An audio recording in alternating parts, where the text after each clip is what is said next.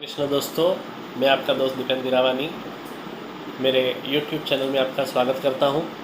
और आज का शेयरिंग सेशन है 243 और टॉपिक है गीता अध्याय 2 श्लोक 47।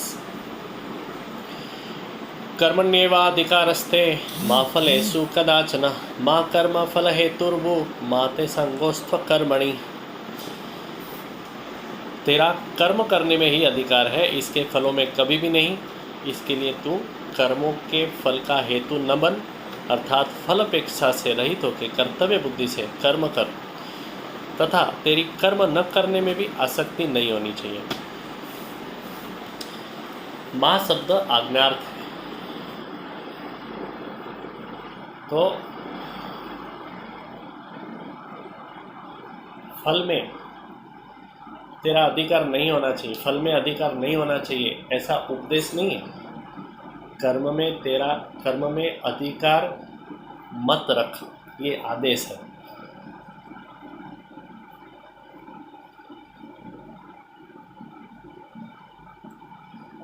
सत्कर्म का भी हेतु भी फल नहीं होना चाहिए, और कर्म रहित भी नहीं रहना चाहिए। इसमें पहला है, इस श्लोक में 4 मेन पॉइंट है। पहला पॉइंट है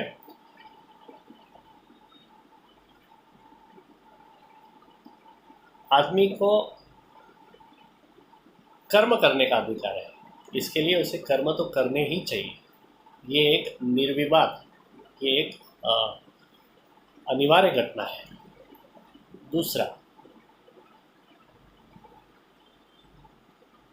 तेरा फल में कोई अधिकार नहीं है।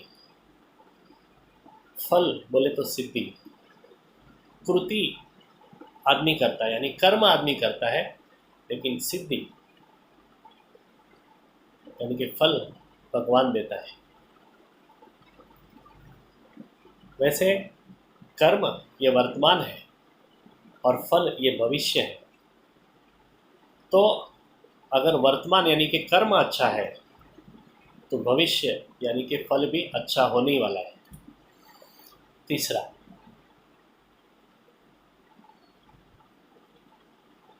कर्म फल का हेतु कभी भी मन में नहीं होना चाहिए।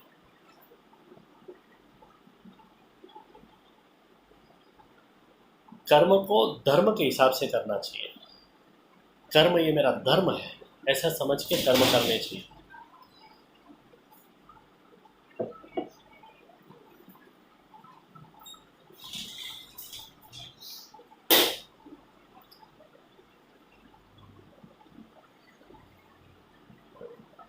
कर्म ये मेरा धर्म है, ऐसा समझ के कर्म करना चाहिए।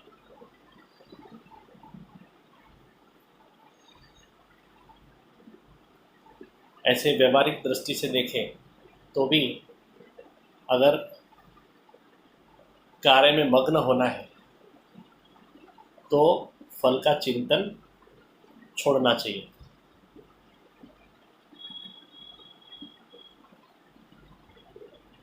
फल की लालच में लिपटा हुआ मन कार्य में पूर्ण रूप से सम्मिलित नहीं हो सकता है, और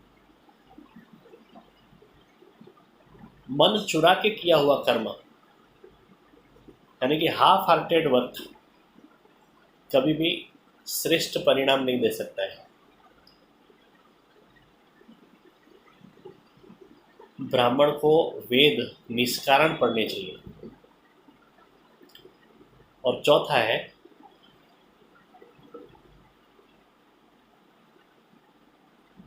अकर्म में भी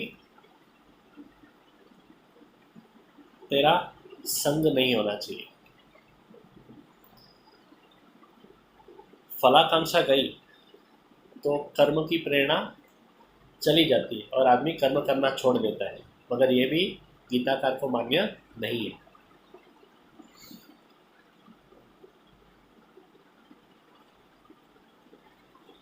स्वधर्म और स्वकर्म के हिसाब से और शास्त्रों की आज्ञा है,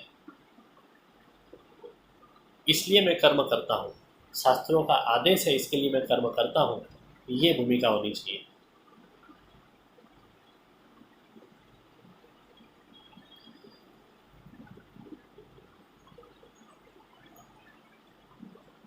श्वासोश्वास के लिए कौन सी कर्म प्रेरणा लगती है, लेकिन मुझे जीना है, इसके लिए मैं श्वासोश्वास लेता हूँ। तो वैसे ही मैं आरती हूँ, इसके लिए मैं सत्कर्म करता हूँ। ऋषियों का आदेश और शास्त्रों की आज्ञा के अनुसार कर्म करते रहने चाहिए। जिसका जो खुद ही फल स्वरूप हो गया, उसे फल की कोई अपेक्षा नहीं रहती।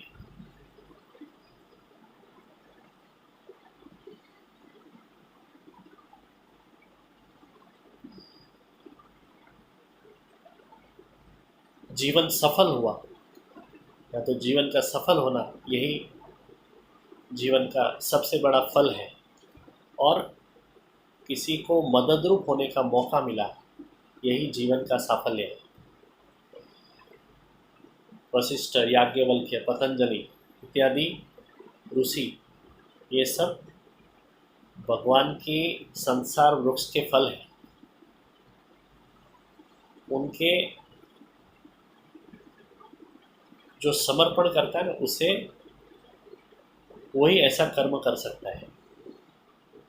तो जिसने खुद के अहंकार और खुद की वासना का त्याग किया है और ईश्वर की वासना का स्वीकार किया है, वही ऐसा कर्मयोग कर सकता है।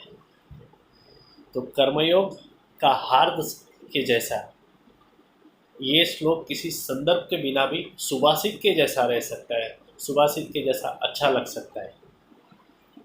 तो ये गीता, ये कर्मयोग का हार्द है। ये जो श्लोक है ना, ये गीता का हार्द है, ऐसा भी बोल सकते हैं।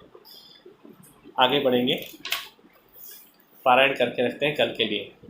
योगस्य कुरु कर्माणि संगम त्यक्ता धनंजय, सिद्ध्य सिद्ध्यो समो भूत्वा समत्वं योग उच्यते। वसुदेवसुतं देवं कंसचाणूरमर्दनं, देवकी परमानन्दं कृष्णं वन्दे जगद्गुरुं। गुरुब्रह्मा गुरुर्विष्णु गुरुर्देवो महेश्वरः, गुरुर्साक्षात् परब्रह्म तस्मै श्री गुरुवे नमः। दोस्तों, मेरे YouTube चैनल दीपेन दीनावानी को जल्द से जल्द सब्सक्राइब करें। Thank you very much. Hare Krishna.